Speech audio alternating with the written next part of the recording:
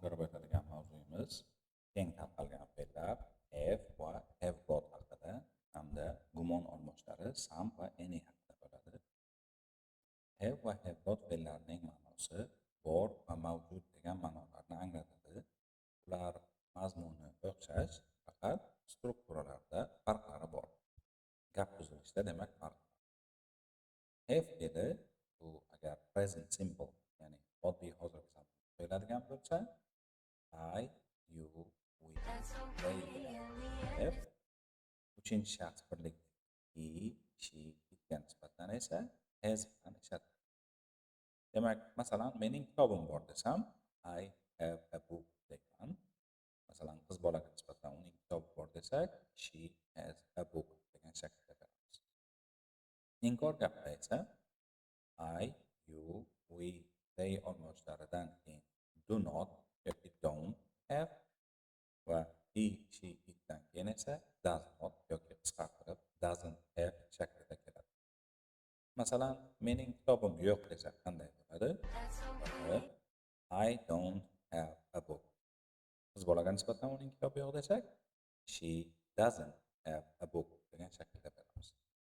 So'roq gapda yordamchi fe'l do I, you, we, theydan oldinga o'tib keyin have asosiy fe'li qo'yiladi. Masalan, kitobing bormi desam, do you have a book degan shaklda keladi. Ha, kitobim bor desam, yes, I do. Yo'q, kitobim yo'q desam, no, I don't shaklda beradi. Qolgan uchinchi shaxsdagi olmoshlar bilan esa does yordamchi fe'li, keyin he, she, it va orqasidan have asosiy fe'li qo'yiladi. Masalan, qiz bolaning kitobi bormi? Does she have a book? Ha, bor desam, yes, she does. Yo'q, kitobi yo'q. No, she doesn't degan shaklda keladi. Have got degan fe'limiz ham xuddi shunday bor, mavjud ma'nosini beradi. Faqat bu endi present perfect degan zamonimiz bor edi. Hozirgi tugallangan zamon bu o'sha zamon orqali hosil qilinadi. Ya'ni bunda I, you, we, theyga nisbatan have got olmoshi yoki qisqartirib I've, you've, they've got degan shaklda qo'yiladi. Yana o'sha gap, mening kitobim bor desak, I've got a book deymiz. He, she, itga nisbatan esa has got ishlatiladi. Uning kitobi bor qiz bolaga nisbatan she has got a book degan shaklda beriladi. So'roq gapda, kechirasiz, inkor gapda I, you, we, they olmoshlaridan keyin haven't yoki have not got. Kitobim yo'q desam, I haven't got a book deyman. He, she, itga nisbatan esa has not yoki hasn't got shaklida ishlatamiz. Masalan, qizning kitobi yo'q, she hasn't got a book. So'roq gapda have, I, you, we, theylardan oldinda ishlatilinib, keyin got qo'shimchasi qo'yiladi. Masalan, have you got a book? Kitobingiz bormi? Ha, bor desam, yes, I have. Yo'q desam, no, I haven't shaklida beramiz. Qolgan olmoshlar esa has, he, she, it va got bilan hosil qilinadi. Kitobi bormi qizning? Has she got a book?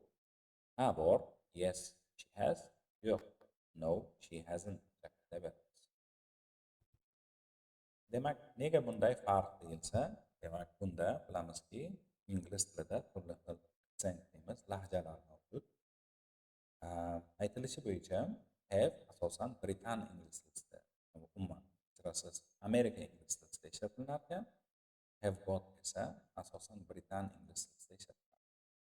Masalan, Amerika ingliz tilida gapirsangiz, mening ikkita akam va opam bor desak, I have two sisters and a brother deyman. Britan ingliz tilida xuddi shu narsani I've got two sisters and a brother degan shaklda keladi.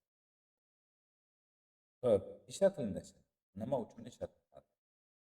Demak, have va have got degan fe'llarimiz bir narsaning mavjudligi, bir narsaning birovga tegishliligini ko'rsatish uchun ishlatiladi. Masalan, bizning qora mashinamiz bor deganda we have a black car. Oilangiz haqida gapirganingizda, masalan, he has got two uncles. shaxsi bor ekan. Yoki birovga yoki narsaga tushuntirish berganingizda, uni izohlayotganingizda ham have va have got ishlatiladi. Masalan, she has got short hair. Qizning sochi qisqa deyapti. Va kasalliklar haqida gapirganda ishlatiladi. Masalan, qanaqa kasalliklarni ko'rsak, I have yoki I've got a terrible cold. Ya'ni men yomonlaganman. Gumon olmoshlari some va any va ularning farqi. Demak, ushbu so'zlarning ma'nosi bir nechta, biroz deb tarjima qilinadi va ular ikkalasi ham ko'plik ot bilan yoki sanalmaydigan ot bilan ishlatiladi. Biz bo'lishli gaplarda some olmoshdan foydalanamiz. Masalan, I've got some biscuits. Ya'ni menda biroz pechenye bor deyapti. It's okay, I've got some money. Ya'ni hammasi yaxshi, mening biroz pulim bor. Ko'rib turganingizdek, birinchi misolda ko'plik ot bilan olmosh, ikkinchi gapda esa sanalmaydigan ot bilan some olmoshi keldi. Xo'sh, va demak, taklif berganda va iltimos qilganda ham some olmoshdan foydalanamiz. Masalan, would you like some tea and biscuits? Biroz choy bilan pechenye iste'mol qilasizmi, yeysiz deyapti. Bu taklif edi. Could I have some tea and biscuits please? Biroz choy bilan pechenye iste'mol qilsam maylimi, yesam maylimi deyapti. Bu gapga esa iltimos.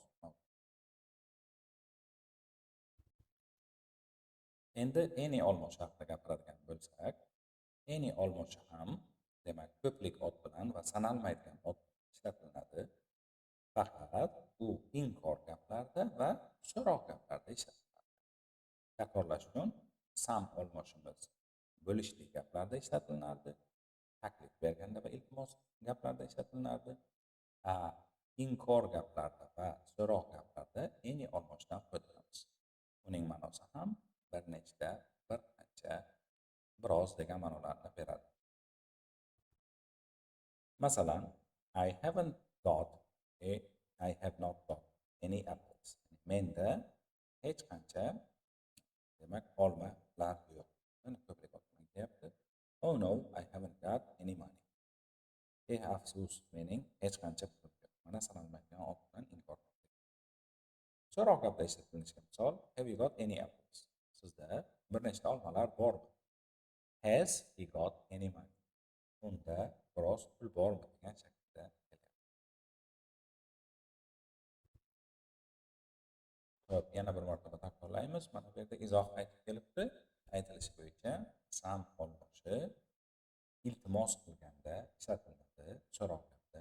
Masalan, can I have some sugar please? Ya'ni biroz shakar iste'mol qilsam maylimi deyapti. Yoki taklif gapda would you like some sugar? Siz biroz shakar iste'mol qilasizmi? Xo'p, oxirgi izohimiz shundan iboratki, some olmoshi ham, any olmoshi ham ko'plik va sanalmaydigan ot bilan ishlatiladi. Birlik ot bilan kelganda shunchaki an artiqlidan foydalanamiz. Masalan, I've got a book. Mening bitta kitobim bor degan ma'noda. Tabiatda mashqlar berilgan. Demak, bugungi mavzuimiz bo'yicha have, got, some